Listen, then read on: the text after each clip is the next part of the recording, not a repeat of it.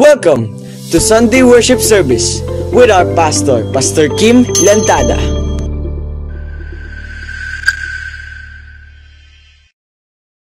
Pakitignan po ang iyong... Okay, so ngayon po ay pag-uusapan po natin ang isang bagay sa buhay natin na hindi po natin, sabi nga, kaya nating iwasan, pero ito ay talagang nangyayari sa buhay natin. So maraming pangyayari sa Bible at maging sa karanasan po natin ngayon, ang madalas makaranas po ng tukso.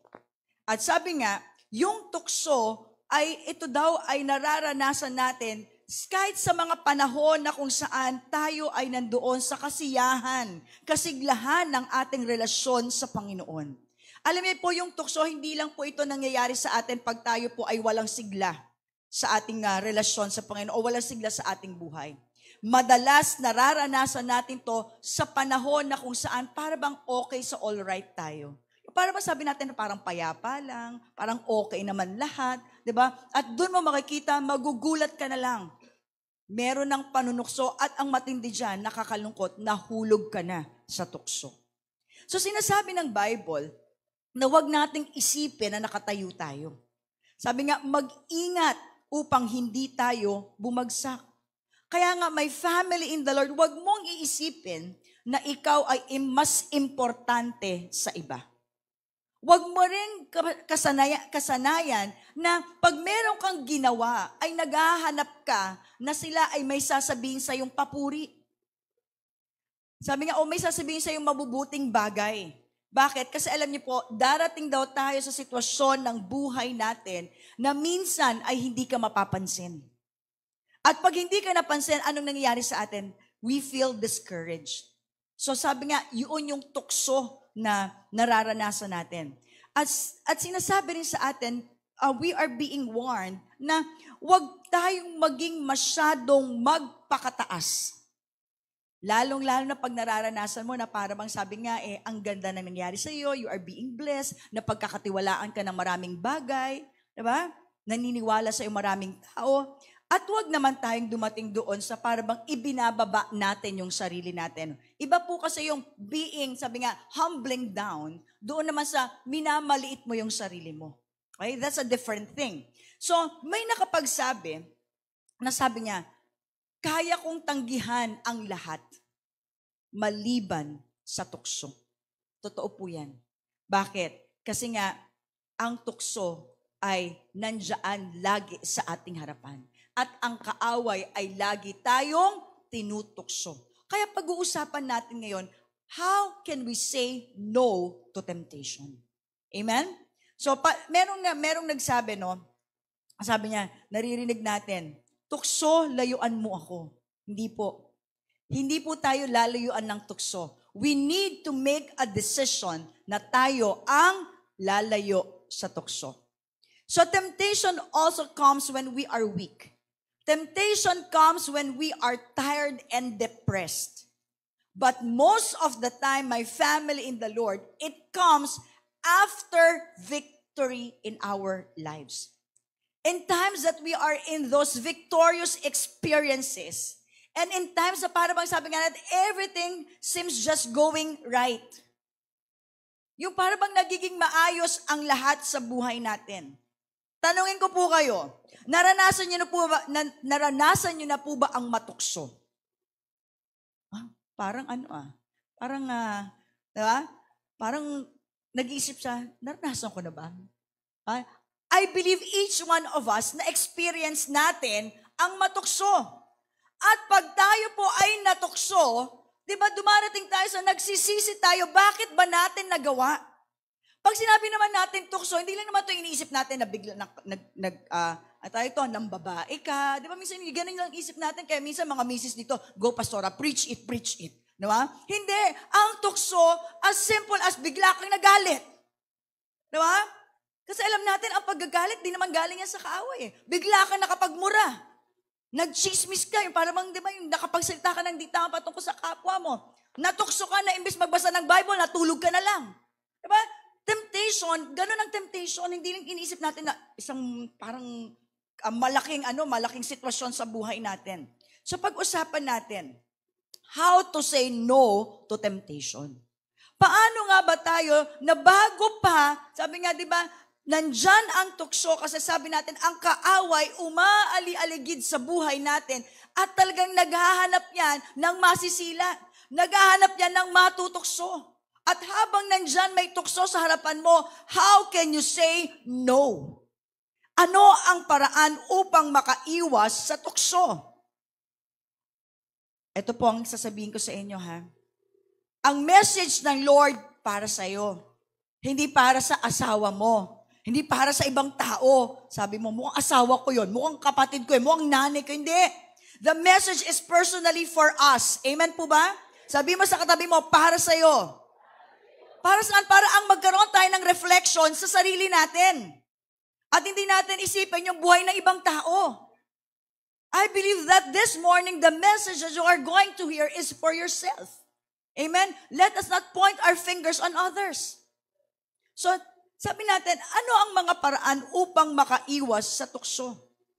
Kasi magagawa natin iwasan ang tukso kung naiintindihan natin ang pinanggagalingan nito. At kung paano ito maiiwasan. Remember, the enemy knows your weakness. Kung meron man magiging expert ang kaaway, gagalingan ng kaaway sa buhay mo ay yung tuksuhin ka. Why? Because the moment that you accepted Jesus as your Lord and Savior, kung paano iniligay ang pangalan mo sa aklat ng buhay, nakalagay din ang pangalan mo sa kaaway kung paano ka iuhulog sa tukso. Paano ka i-disconnect sa Panginoon. Yan ang pinakaglayunin niya sa buhay mo.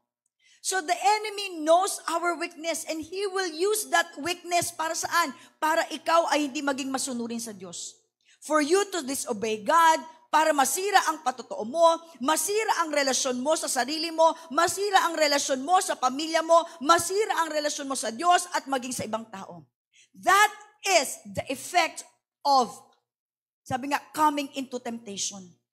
Yung ikaw ay mahulog sa tukso. Kaya bago pa man na ikaw ay mahulog sa tukso, magawa mo ng magsabi ng no.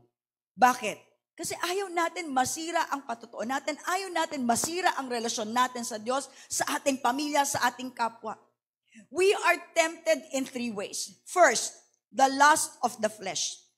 Physical needs, desire, okay? Dito yung pumapasok yung immorality. Of course, we have physical needs. May mga pangangailangan tayo. Pero let us not forget our spiritual needs. At ang tao, sabi nga, hindi lang naman nabubuhay sa mga bagay dito sa mundong ito. Kaya we should also see the needs of our spirit, our spiritual lives. Okay? Ano pa? Sabi natin, we have these desires. Meron tayong mga pagnanasa.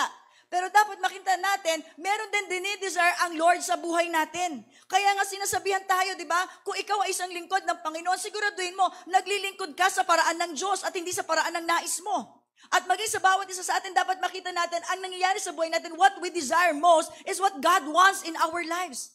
Hindi yung gusto ko. Ano pa? Sabi nga natin, ang mata natin, maraming nakikita yan. Gusto ko yan. Di ba? Pinagnanasaan natin yan. And that is the lust of the eye. Greediness.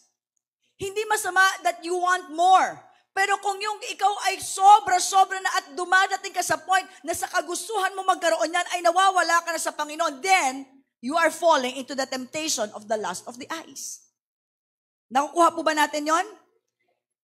Yumayaman ka na. Di naman masamang sumagana. Sabi nga, dapat nga, bawat isa sa atin talagang nararanasan natin yung abundant life. That is that is really the promise of God. Kaya siya naparito para tayo ay magkaroon ng buhay na masagana. Pero kung ikaw ay nababawasan mo na, nawawala na yung katapatan mo sa Panginoon, nawawala ka na sa paglilingkod mo sa Panginoon dahil sa kagustuhan mong magkamit ng sobra-sobra, then you are falling into the temptation of lust of the eye. Greediness. And pangatlo, the pride of life. Alam nyo, itong pride of life na ito, maaring yung dalawa, maaring mo pang makita eh. Pero yung the pride of life, hindi mo ito madalas makita, but only the people around you can see that. At ang matindi pa dyan, pag napagsabihan ka pa, galit ka pa. Pag na-correct ka pa, galit ka pa, at doon mo malalaman that there is pride in your life, it is because you don't want to be corrected. Yung hindi ka ma-correct, sabi nga, rebuking with love. Na ipagpapalit natin ng Diyos, yung tipo bang magaling ka, umaangat ka. May posibilidad po kasi na pag ikaw ay napagkakatiwalaan ng maraming bagay, naiisip mo, magaling ka na. Maaring di mo man ipakita, pero naiisip mo, galing ko naman.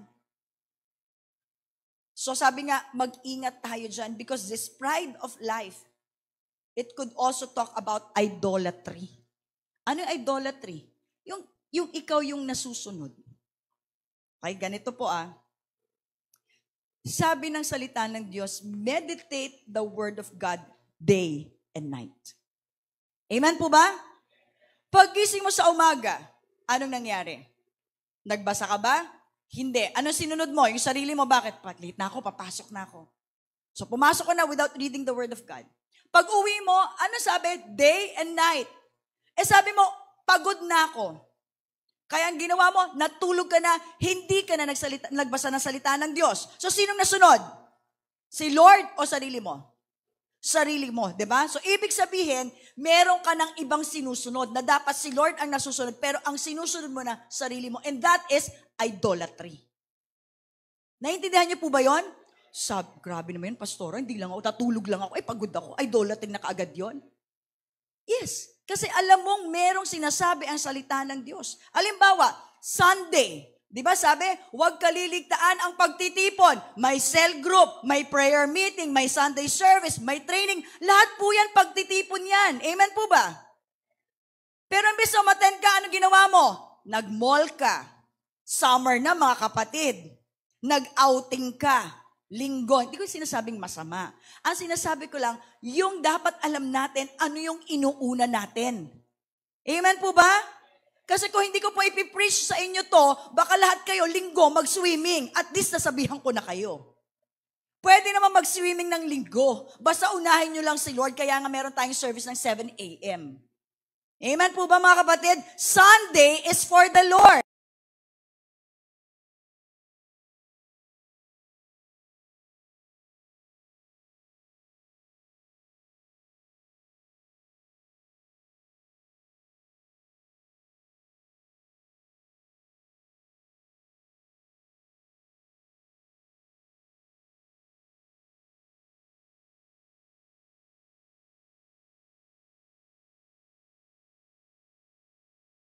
Sa mga kalalakihan, walang masama, pwedeng magliga, pero you should know your priorities.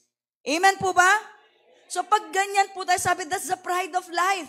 Yung tayo yung nasusunod, imbis na ang Diyos ang nasusunod sa buhay natin.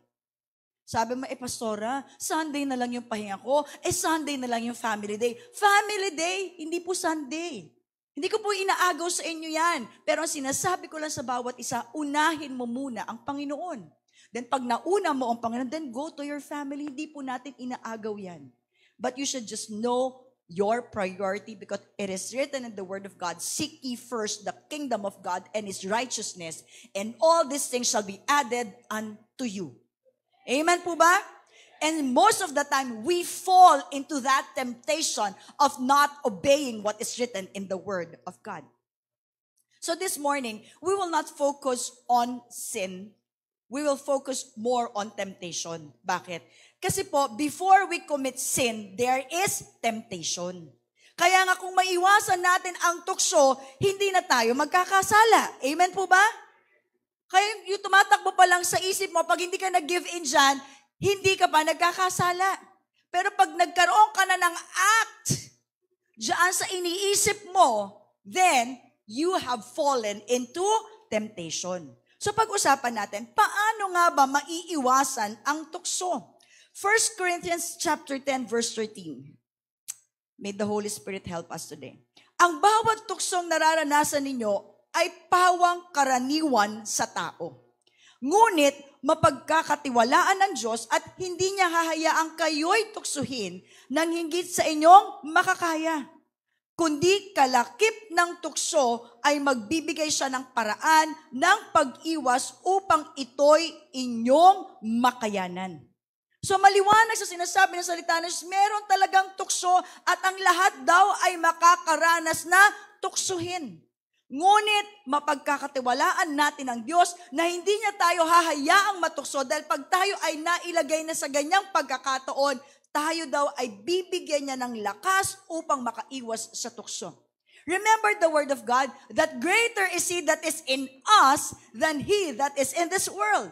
So it is very clear, yes, there is temptation, but the Spirit within us, that Jesus that you have accepted in your life is stronger, is powerful than any temptation in this world.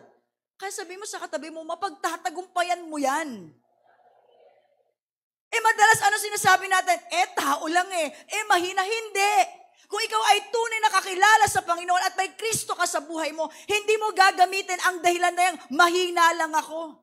Kasi bakit? It is no longer you who lives in you, but it is Jesus who lives in your life.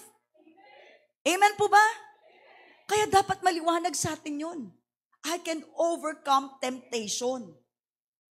Hindi ako mahina. May banal na spirito ako sa buhay ko na mapagtatagumpayan ang tukso. Ang tukso ay karaniwang nararanasan ng Kristiyano. At walang Kristiyano ang hindi nakakaranas ng tukso. Hindi mo pwedeng hindi maranasan ng tuksuhin. Ngunit, pwedeng hindi ka matukso. Amen po ba? Maliwanag po ba yon? Hindi pwedeng hindi mo maranasan ang tuksuhin. Pero pwedeng hindi ka matukso. Bakit? Mismo ang ating Panginoong Jesus, di ba? He was tempted by the devil. Pero pansinin natin, hindi siya natukso. Hebrews 4:15, sapagkat tayo walang isang dakilang saserdote na hindi maaring mahabag sa ating kahinaan, kundi isa na tinukso sa lahat ng mga paraan, gaya rin naman natin ngayon, gayoy may walang kasalanan. Jesus was tempted, but He chose not to fall into temptation. Amen po ba? Maliwanag po ba yon? Sabi nga, si Jesus ang ating dakilang saserdote. Kaya ang mga sumusunod sa Panginoon ay daranas din na tuksuhin kung papaanong tinukso ang ating Panginoong Hesukristo. At mararanasan din natin ang naranasan ng ating Panginoon na kahit tuksuhin ay nagawa niyang matanggihan ang tukso sa buhay niya. Amen? Sabi mo sa sarili mo, I can overcome temptation through Christ. Amen. Praise God. So, sabi nga, ang tukso ay kasamang nararanasan ng bawat isa sa atin, sa ating Kristiyanong pamumuhay. Huwag ka mag-alala, hindi lang ikaw ang tinutukso, kahit yung katabi mo, nasa harap mo, nasa likod mo. Pero tandaan natin, hindi pa tayo nagkakasala kung tayo ay tinutukso. Pero kapag ikaw ay nagpatukso, doon na tayo nagkakasala. Sabi nga ng iba, 'di ba, naririnig natin, hindi mo mapapaalis ang ibon na umiikot-ikot sa ibabaw ng iyong ulo. Pero maiiwasan mong makapaglagay ng pugad ang ibon na yan. Okay? May tukso dyan.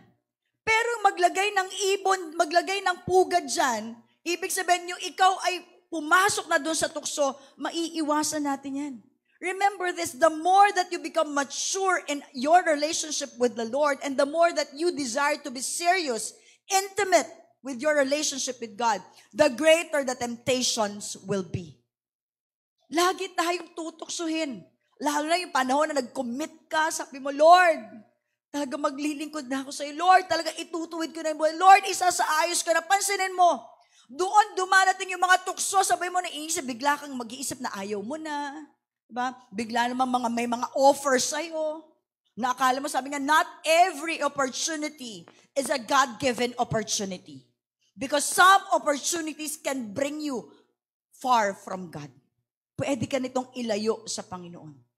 At isang katotohanan, you are the target of the enemy. But praise God, through the power of the Holy Spirit, through Christ living in us, maliwanag na sinasabi sa atin ngayon, we can say no to temptation. Amen po ba? Kaya palakpakan natin ang Panginoon. So tandaan din po natin, nag-establish muna ako sa inyo ng mga, sabi nga, katotohanan. Tandaan natin, hindi kailanman tayo tutuksohin ng Diyos. Ang tukso hindi galing sa Diyos. Ngunit, sinusubok tayo, challenges, trials, may kapahintulutan ng Panginoon sa buhay natin. Pero kailanman hindi tayo tutuksohin ng Diyos dahil ang tukso galing sa dyablo. Galing kay Satanas. Kaya nga mga kapatid, ang linaw-linaw na galing kay Satanas ang tukso. Galing sa dyablo ang tukso. Pero bakit mo pa rin minemeditate? Pero bakit mo pa rin pinapasok? Pero bakit mo pa rin unti-unting pinapayagan sa buhay mo samantalang alam mo na galing sa dyablo? O diba? Tahimik ang lahat. Amen po ba? Alam mo nang galing sa kaaway, alam mo nang galing sa dyablo, tapos pinapasok mo pa, pinapayagan mo pa. So dapat maliwanag sa atin, ang tukso hindi galing sa Panginoon, galing sa kaaway. Kaya bakit ko pa i-entertain? Bakit ko pa papasukin? Bakit ko pa iisip-isipin? Ano pong sabi sa James chapter 1 verse 13? Kung dumaranas ng tukso ang isang tao, hindi niya dapat isiping galing ito sa Diyos dahil hindi maaring matukso ang Diyos sa kasamaan at hindi rin siya nanunukso sa kahit kanino. So maliwanag din na sinasabi na ang tukso ay isang bagay na hindi maganda. Ang isang bagay na masama. Kung alam natin yan, sabi nga, ito ay kasamaan. Magdadala sa atin sa kasamaan. So kung maliwanag sa atin yan mga kapatid, then let us not fall into temptation. Ang dyablo ang pinanggagalingan ng tukso. At alam natin, maliwanag sa atin na dapat, sabi nga, walang pagkilos ang kaaway sa buhay natin. Hindi natin pinapayagan. 1 Peter 5:8, magpakatino kayo. Nasa Bible po yan, hindi po ako personally nagsasabi. Pakisabi nga po sa katabi mo, magpakatino ka daw. Yan, ang galing na naman natin magturo, diba? Ngayon, kausapin mo sarili mo, magpakatino ka self. Diba? Ang sabi dito, magpakatino kayo, magbantay kayo. Ang dyablo na inyong kaaway ay tulad ng leyong gumagala at umuungal na humahanap ng kanyang malalapa. Kung tayo man ay tinutukso, magagawa ng Diyos na tayo ay matulungan upang makayanan natin na hindi tayo matukso. Amen po ba? Kaya nga when you know the Word of God, you know your authority. Yes, there is temptation, but it is very clear na sinasabi dito sa akin ng salita ng Diyos na sa panahon na merong tukso, magagawa itong mapagtagumpayan dahil mismo ang Diyos ang nagbibigay ng lakas para mapagtagumpayan ang tukso. Sa simula pa lang alam na ng Diyos kung paano maiwasan ang tukso. The way out of temptation is always there. Kapatid, merong lulusutan. Merong pwedeng maging daan. Meron tayong pwedeng piliin. There's always a choice whether you fall or you do not fall.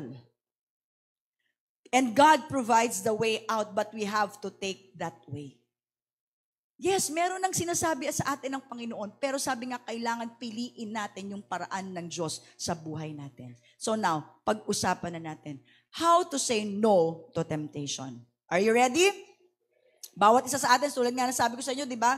Ang tukso, hindi lang naman yan iniisip natin, kasi pag inisip natin agad tukso, okay, yan yung pambababae, panlalaki, hindi no. Sabi ko, as simple as yung, hindi ka naman dapat magalit, bigla ka na lang nag-uusap. Diba? Bigla ka naman bigla ka na lang sumabog sa galit mo. Diba? Bigla ka na lang ng chismis, nagsinungaling. That's temptation. Okay? Number 1, for us to say no to temptation, recognize the possibility of temptation. So, in 1 Corinthians 10:12, kaya kung iniisip ninyo na matatag na kayo sa inyong pananampalataya, mag-ingat kayo at baka mahulog kayo sa kasalanan.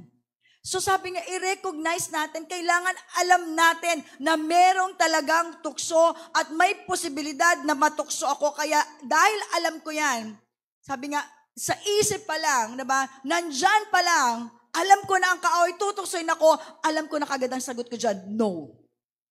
Kapag iniisip mong matatag ka na, okay na, walang problema, kontento na, wala nang kailangan gawin pa, ay nako, ikaw ay mas madaling matukso. Kaya nga, di ba, pinapaalalahanan tayo, maging maingat daw tayo, lalong-lalo na pag tayo na nasa ganyang kalalagayan. Baka mahulog kayo sa tukso. Yung sabi mo, di ba, parang, sabi ko nga sa inyo, ito yung mga panahon na ang ganda-ganda ng career mo, na pagkakatiwalaan ka sa maraming bagay, parang wala namang gaanong problema, kontentong-kontento ka. Pansinin mo, nung time na ikaw ay dumadaan ng problema at pagsubok, talaga nga naman ang lapit mo sa Panginoon. Pag meron kang hinihingi sa Panginoon, talaga nga naman yung prayer life mo, ganun-ganun na lang. Pero bakit nung natugunong ka na, nung naging okay na, para pag bigla ka na naman na naglaylo na naman sa prayer life mo, sa devotional life mo. Bakit? Kasi iniisip mo, okay naman ako eh. Maganda naman ang sitwasyon ko eh. Sabi nga, maging maingat tayo pag tayo ay nasa sitwasyon na parang okay lang. Parang maganda naman ang sitwasyon. Pinagpapala naman ako. Tinutugon naman yung panalangin ko. Proverbs 16:8. Ang kayabangan ay humahantong sa kapahamakan, at ang nagmamataas ay ibabagsak. Ang pagmamataas ang naging kasalanan ni Satanas. Kaya nga siya ibinagsak ng Panginoon. The pride of life. Dahil sa pagmamataas, kaya may mga napapahamak sa buhay. Alam nyo, sabi ko nga, Lord, lagi ko pong panalangin talaga sa Panginoon. Sabi ko, Lord, gamitin mo ako. Yung buhay ko, gamitin mo. Pero the more na ang buhay ko ay ginagamit mo na maglingkod sa iyo, tulungan mo ko na lalong magpakababa. Kasi ang tendency po natin, when we feel like we are anointed, when we feel that God is answering our prayers, when we feel that parang okay naman sa ministry, sa family, sometimes, yan yung danger. Diyan tayo nauhulog sa pagkakaroon ng yabang sa buhay natin. Sabi nga, yung dahil naging matagumpay tayo, mga bagay, sa sitwasyon natin, pinagpapala tayo, kailangan bantayan natin yung sarili natin. Kaya di ba sabi, bantayan ninyo ang inyong mga sarili. Kahit saan man may tukso, nasa magandang sitwasyon o kaya kahit hindi sa magandang sitwasyon, talagang merong tukso na ibinibigay sa atin, nandyan sa may harapan natin. So we need to recognize every day, the moment, paggising mo pa lang sa umaga, meron ng tukso. Pansinin mo, paggising mo sa umaga, ano na kagad yung choices na kailangan mong gawin? Magpe-pray ba ako o aalis na ako? Magde-devotion ba ako o magbubukas ako ng Facebook? Madalas, ano ang ating ginagawa? Yung totoo lang, real talk lang. Paggising mo sa umaga, hawak mo ang cellphone, ang nasa isip mo gabi pa lang, magde-devotion ako, nakaprogram ka na. Magde-devotion ako sa umaga. Pagmulat mo ng mata, kinawa ka mo yung cellphone mo, sabi mo magde-devotion ako, nakita mo, uy, may nag-message. Mabuksan nga muna. Lord, sandali lang, titingnan ko lang naman. Diba? Pag tinignan na, pasok na pasok mga notifications. Pag pumasok ang notification, nakita mo may nag-like. Diba? Kaya ang ginawa mo, Lord, okay lang, titingnan ko lang kung sino mga nag-like. Inopen mo na, nag-like na, nilike mo na rin, hanggang sa nag-scroll ka na, hanggang sa nakita mo, isang oras na lumipas, yung nilaan mong oras sa pagbabasa, pananalangin, nawala na. Nakita nyo? Ang temptation, paggising pa lang sa umaga, nandyan na agad. Samantalang alam mo yung dapat mong gawin. Ang sabi, seek ye first the kingdom of God. And what is that? The Word of God. The presence of God. O tuloy natin. Sabi mo, Lord, late na ako, nagmamadali ka na. Ang sabi mo, Lord, sa lunch break, promise. Usap tayo sa lunch break. Nag-lunch break na. Biglang sabi ng mga kaibigan mo, uy, tara, kain naman tayo sa labas. Sabi mo, Lord, bibilisan kong kumain. At pagbalik ko, magbabasa akong salita ng Diyos. Na-late na. Sabi mo, Lord, pag uwi ko na ha, tsaka tayo mag-usap. Tsaka ako magbabasa ng salita niya. Pag uwi mo, may nag-chat sa'yo, uy, panoodin mo yung episode ganito, nagkita na sila, nahuli na siya. Sabi mo, Lord, panonoodin ko lang isang episode. Relate much? Nakalipas ang isang episode, 2 episode, Lord, last na. Lord, bukas na ha. Pagod na ako. Natulog ka na. See? The possibility of temptation is there every day, every moment. So you need to recognize. Amen po ba? Pangalawa, say no to temptation. How to say no? Request help in advance of temptation. So sabi, bago maranasan ang tuksuhin, magawa mo ng ipanalangin ang iyong sarili na makaiwas sa anumang tukso na iyong mararanasan. Sabi, ipanalangin na daw natin, hindi na doon ka na sa tukso. Bago pa dumating ang tukso, pray. Bago mo pa maranasan, magawa mo ipanalangin na yung sarili mo na makaiwas sa tukso. Matthew 6:13, at huwag ninyo kaming hayaang matukso, kundi iligtas niyo po kami kay Satanas, sapagkat kayo ang hari, ang makapangyarihan at dakilang Diyos magpakailanman. This verse is given to us. Dito sinabi ng Panginoon, ganito kayo manalangin. So dito sinasabi, tinuturuan tayo, tingin yung panalangin, huwag ninyo kami hayaang matukso. Nanalangin ba nung nasa tukso na? Hindi. Bago pa lang dumating ang tukso. So maging sa buhay po natin, tinuturuan tayo manalangin araw-araw para makaiwas sa tukso. Paano ka makakaiwas sa tukso kung wala ka namang panalangin araw-araw? Amen po ba? Sabi nga ni Pastor, isa sa tinuro niya talaga, sabi ko that really, nagkaroon ng ang lakas ng impact sa akin when it comes to prayer life. Anumang bagay ang ipanalangin mo, God protects. But whatever you do not pray, anumang hindi mo ipanalangin, binibigyan mo ng access ang kaaway na makagawa dyan. Pag hindi mo pinag-pray ang asawa mo, yung anak mo, may access ang kaaway dyan, nakakakilos ang kaaway dyan. Pag hindi ka nanalangin sa mga bagay na gagawin mo sa buong maghapon, ang kaaway merong karapatang kumilos dyan. Pero pag yung bagay na yan, asawa mo, anak mo, mga gagawin mo sa buong maghapon, ipinanalangin mo yan, the enemy cannot touch that. Bakit? Kasi kinover mo na kaagad by the blood of Jesus. Sinuot mo na the full armor of God. Kaya nga sabi ko sa inyo mga kapatid, napakaganda ng prayer on top of the hill.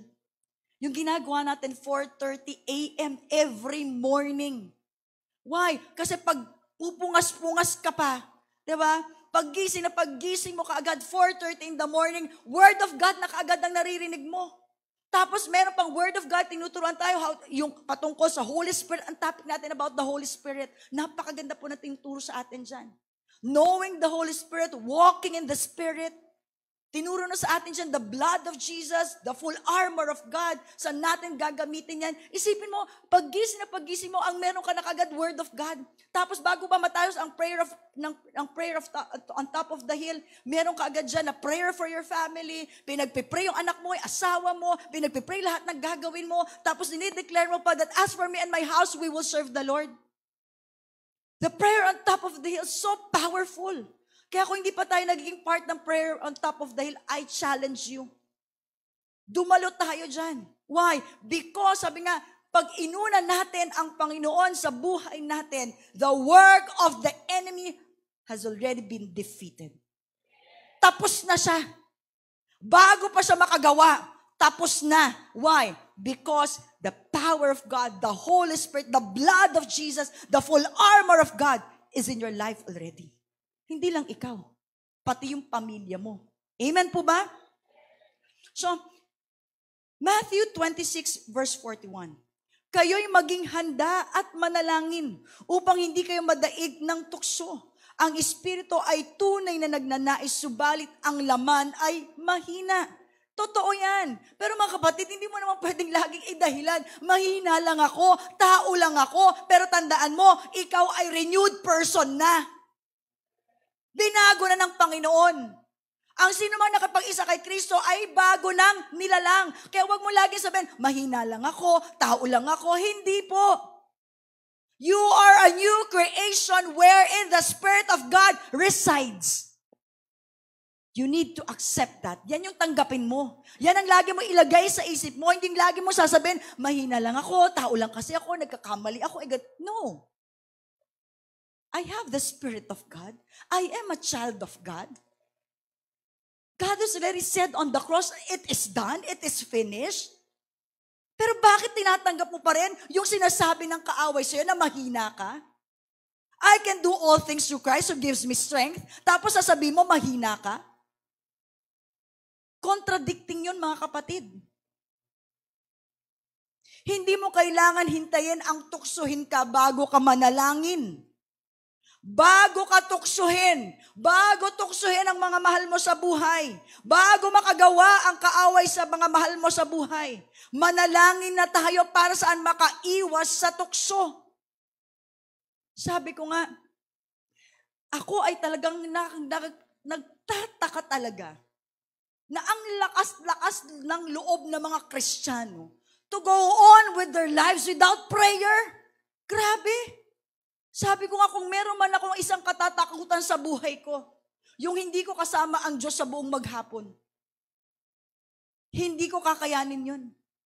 And how can I have God's presence in my life? It is through my intimacy with God. It is through my prayer with God. Madalas anong prayer natin? Pakidagdagan naman ng prayer. Wag lang, Lord, bless me. Yun lang alam natin eh. Dagdagan mo man lang, Lord, ilayo mo ko sa tukso. We're so focused on the blessing of God. Pero hindi natin nakikita, those blessing, kayang-kayang nakawin niya ng kaaway. Bakit? Di ba sinabi ng salita ng Diyos, ang kaaway na parito para magwasak, pumatay, at magnakaw. So kung hindi mo yaan ipapanalangin, sabi nga, yung tukso, nandyan lang, yung gawa ng kaaway, nandyan lang. So how can a Christian, sabi mo sa katabi mo, Christian ako.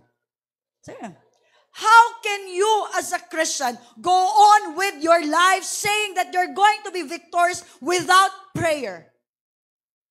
I doubt it. Ano sabi, di ba, ni Pastor? Gusto mong makatawid sa taong 2024? There's going to be a lot of temptations. There's going to be a lot of deception. Kaya kailangan natin ng discernment. Kasi kung hindi mo alam ang discernment, matutokso ka at mahuhulog ka, magkakaroon ka ng maling desisyon. At hindi mo matatapos ang taong 2024 being victorious. Makikita mo parang, grabe, sabi mo, grabe ang tukso. Oo, meron. Pero there is the power of God. There is prayer. There is the presence of God. Amen po ba, mga kapatid? Kaya kung sinasabi mo, Christian ka, kaya paulit-ulit, kaya kung sinasabi mo, Christian ka, do not go on with life without prayer.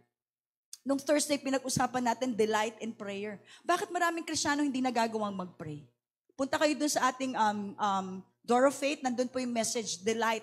Duty, from duty to delight. Yung manalangin ka out, hindi dahil duty, dahil hindi responsibilidad, but you delight in prayer. Why? Doon makikita nyo, why are you going to delight in prayer? So, pangatlo, ang sabi natin, how to say no to temptation? Una, you need to recognize the possibility of temptation. Pangalawa, sabi natin, request help. And how can we request help? Through prayer. At panghuli, natin dito, resist the devil and he will flee from you. Resist the devil and he will flee from you. James 4:7. Kaya magpasakop kayo sa Diyos, labanan ninyo ang dyablo at lalayo ito sa inyo. Paano mo lalabanan ang dyablo? Paano nga ba nilabanan ng Panginoon ang dyablo nang siya ay tuksuhin? Anong ginamit ng ating Panginoong Jesus? The Word of God. Ginamitan niya ng salita ng Diyos. Ang salita ng Diyos, ang sandata niya laban sa dyablo. Hindi po natin kayang labanan na ang dyablo sa sarili natin, kundi tanging sa pamamagitan ng salita ng Diyos. Kaya hindi ako magtataka, Christian na, pero lagi pa rin nahuhulog sa tukso. It is because you do not have the Word of God. Si Jesus nga ang ginamit salita ng Diyos. Tapos ikaw, wala kang salita ng Diyos, expecting ka na mag-overcome mo yung temptation? It's a big no. Kaya pag Kristiyano ka, you need the Word of God. Ano pa sabi Romans 13:14? Sa halip, isapuso ninyo ang Panginoong Hesukristo at huwag bigyang daan ang hilig ng laman patungo sa mga pagnanasa nito. Sabi, isapuso natin ang Panginoong Hesukristo. And how do we do that? By having the Word of God in our lives. Devotion, kapatid. Reading the Word of God. Diba? Huwag na tayong ma-pride. Na tipo bang, naku, devotion na naman. Sinubukan ko ng mag-devotion, di naman ako nagtuloy-tuloy. Hindi ko naman ma-perfect yan. Ang mahalaga, kung hindi ka man magtuloy, disimulan mo ulit. Ang consistency, ibig sabihin, continually. Hindi sinabing perfect. So, sabi nga, consistency. Magbasa tayo ng salita niya. Isapuso natin ang Panginoon sa pamamagitan ng pagsasapuso ng kanyang mga salita. Gawin ninyo ang Panginoong Hesukristo bilang sandata. Another translation. At huwag ninyong pagbigyan ang laman upang masunod ang mga hilig ninyo. Ang utak natin, ang puso natin, punong-puno yan ng mga bagay sa mundong ito. At paano mo yan mapupuno, yung puso na yan, yung isip mo na yan, ng mga bagay sa Panginoon? Then fill it up with the Word of God. Punuin mo yung puso mo, yung isip mo na salitaan ng Diyos. Sabi nga, kailangan makita natin yung authority ni Jesus. Yung focus natin nasa Panginoon. Amen po ba? Kami po, meron po kaming 3 aso. Namely, Ollie, Ashin, and Phoebe. Etong mga aso namin na yan, naku po, addict po yan sa Dentasticks. Alam niyo po ba yung kinakain nila yan? Kaya mahilig sila dyan. So, Dentasticks. Ngayon, kapag pinapakain yung mga aso namin ng Dentasticks, at tuwing nakikita nila yung Dentasticks, ay talaga nga naman mga nanggigigil yan. Hindi nila talaga yung galaw ng buntot niyan, talaga mga di makali yan. Di nila alam saan sila pupunta. Kasi alam nila, yung Dentasticks kasi nila nakalagay doon sa office ni Pastor. Kaya pag every time si Pastor papasok doon sa office niya, makikita yung 3 aso nakasunod, tapos nakaabang doon. Tapos pag nakita na nila yung hawak ni Pastor na color green, nalagay ng Dentasticks, makikita nyo talaga nagtatatalon na, diba? Talaga na-excite na sila. Hindi na talagang alam, hindi mo na mapigil kahit na sabihin na, kahit na pag naglakad na si Pastor, talagang sabi nga, gigil na gigil. Kasi bakit nakafocus sila dun sa Dentasticks? But the moment sabihin ni Pastor, no. They know that command, no. Makikita nyo yung 3 yun, titingin kay Pastor, hindi na dun sa Dentasticks. Titingin na kay Pastor, pag sinabi Pastor, no, hihinto yun. Tapos uupo yun. Pag sinabi, sit, uupo yun. Okay? At yung focus nila, yung natataranta sila, yung gigil sila, biglang nalilipat doon sa kanilang master. At pag sinabing, no, no. Ano ibig sabihin? The same thing with our lives. Hindi ko sinabing aso tayo. Okay? Nililinaw ko lang yun. Ang sinasabi ko lang, alam nyo, ang tukso talaga, minsan, ang tingin natin, maganda. Masarap. Hindi naman niya papakita ng kaawayan na pangit yan eh. Diba? Hindi niya ipapakita. Lagi ang tukso, lagi magpapakita niya ng parang napakaganda. Mas komportable, mas okay. Pero sabi nga, when we have the Word of God, it would always be a reminder for us. Ito ang sinasabi ng salita ng Diyos. Ito yung tagasabi ng no sa life natin. And when we have the Word of God, yung utak natin, yung isip natin, yung puso natin, na nandun na nakatingin sa temptation, it could be transferred to the master of our lives. And it is through the Word of God. Sa totoo lang talaga, pag tayo tumingin sa Panginoon, napipigilan natin ang ating mga sarili. Pag tayo ay nakatuon sa salita ng Panginoon, naiayos yung ating mga pag-iisip, naayos yung mga puso natin. So the more we focus on Jesus, the more we overcome temptation. Amen po ba? At paano ka tutuon sa Panginoon? Salita ng Diyos. Panalangin. Pagdalo sa gawain. Kasi sabi nga, kailangan magkaroon ka ng activities in your life wherein you bring yourself in the spiritual activities. Spiritual people. We need to focus on Jesus. Kahapon, Nag-swimming ang team of 12. Hindi ko na po sasabihin kung sino yung makasama namin. Ngayon, so syempre, pag nagsiswimming ka, hindi mo may iwasan, di ba? May ang mga suot, kulang na lang, walang suot. So, nag-swimming, So, si Pastor, ako hindi ko naman napansin. Hindi ko alam kung napansin ng ibang mga siguro, may nakasalubong sila. Pinasabi ni Pastor, oo, ang mga mata. So, yung mga mata nila, syempre napatingin. Sabi niya, Pastor naman, may mata kami. Pero sinabi ni Pastor, ang mga mata. Ano nangyari? Napatingin na sila kay Pastor. So, ibig sabihin, yes, meron talaga nandyan. Pero pag meron tayong salita ng Diyos, meron tayong panalangin, we are in the presence of God. We turn our focus now on Jesus. On what is the will of God. Amen po ba? Palakpakan nga natin ang Panginoon. Hebrews 2:18. At dahil siya mismo ay nakaranas ng paghihirap ng tinukso siya, matutulungan niya ang mga dumaranas ng tukso. God is able to help us from whatever temptation that is placed in front of us. Mga kapatid, nais po ng Panginoon maiwasan natin ang tukso. Hindi man natin ito mapigilan, pero ito po ay ating maiiwasan. We can say no. You can decide to say no to temptation. Remember this, my family in the Lord. The decision that you will make determines the quality of your life. Yung gagawin mong decision ngayon, magde-determine yan kung anong klaseng buhay ang meron ka sa kinabukasan. Sa bawat isa sa atin, saan ka madaling matukso? Pagkagalit ba? Pagsasalita hindi maganda? Ikaw ba ay nandun sa, sabi nga, greediness, lust of the eyes, lust of the flesh, the pride of life?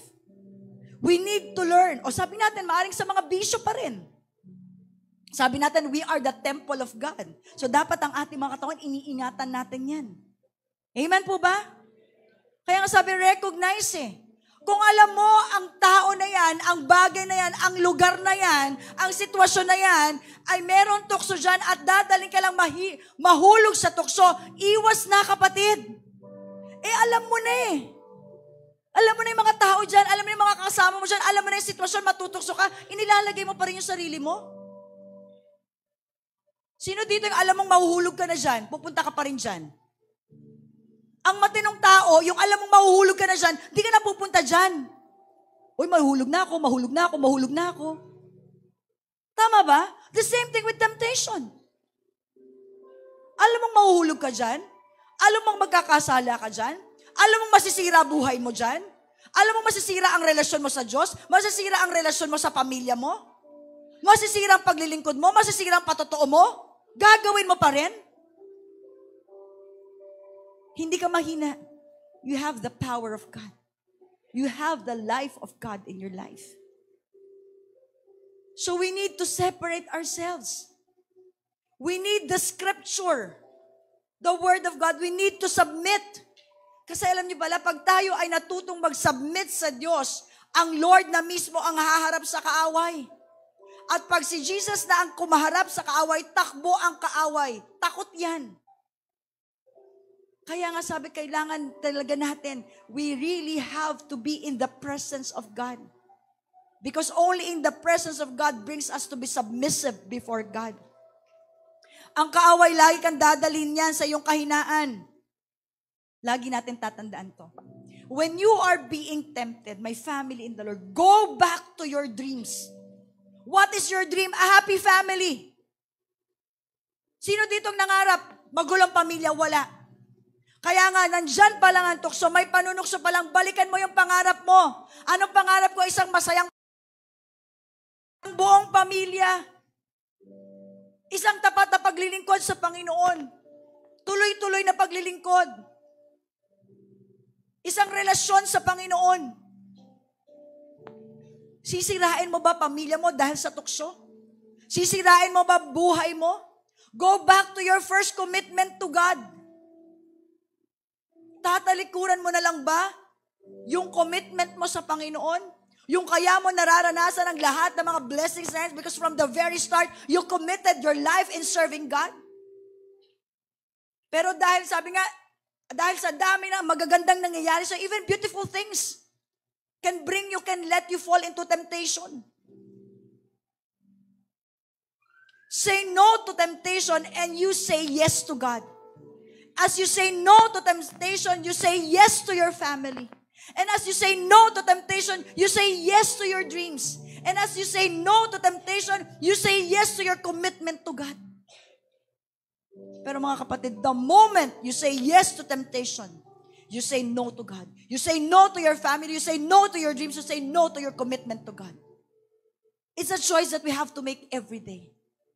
An intentional decision. Kaya tinutuso ng kaaway para saan? Para masira tayo sa lahat ng aspeto ng buhay natin. Yan lang ang pagdadalhan ng tukso sa buhay natin.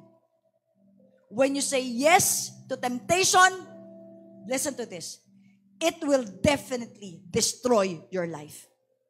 Maaring sa simula, akala mo okay.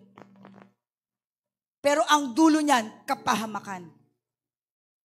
It will destroy your family. It will destroy your dreams. It will destroy you. It will destroy your relationship with God and with other people. Pero mga kapatid, when you intentionally, paggising mo pa lang sa umaga, I am saying no to temptation. Lord, cover me with your precious blood. Then God's will happen in your life. God's dream will be fulfilled in your life. And God's blessing will just overtake you, will just be poured out in your life. Why? Because you made a decision yes to God and no to temptation. Kapatid, anong gagawin mong desisyon ngayon? As you leave this place, maliwanag na maliwanag sa atin. The application of the Word of God is after you have left this place. Magawa natin. Mahal mo ang pamilya mo, mahal mo ang Diyos, mahal mo ang pangarap mo, mahal mo yung paglilingkod mo na kung saan nagmumula ang lahat kaya mo nararanasan ang pagpapala ng Diyos. The Word of God is saying, sa panahon na may tukso, ang Diyos ay binibigyan tayo ng lakas upang mapagtagumpayan ang tukso. And yes, we can make a decision now, starting now, at this moment, I will say no to temptation. Tayo pong lahat ay tumayo.